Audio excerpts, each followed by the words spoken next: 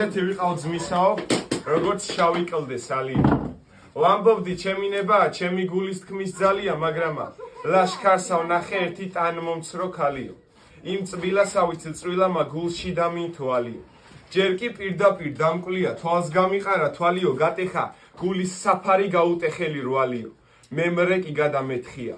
ვერ გაუკვლიე კვალიო, ღმერთმა დასწყევლოს დიაცი მემრე ლამაზი ქალიო. ვუბარებ, შუაკაც გზავნი, ქალ, ნუ მიმირბი შორადა, შეგნი თუ ხანჯროდ დაჭრილსა გული გამხდია ორადა, რად დამჭერ თუ კი მორჩენით არ გამიხდიდი მონადა.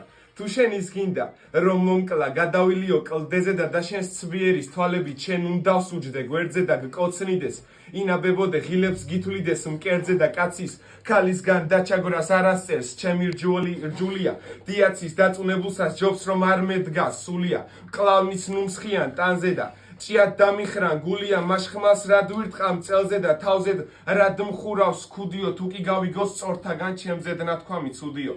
ვერ შამაშინებს სიმბირი, ვერც ნაჩალნიკი სუდიო, წავალ და სადაც წკიფათი ხევში საკრეფი წყალია, იქ ჩამაივლის თულუხით თინი ბექაის ქალია.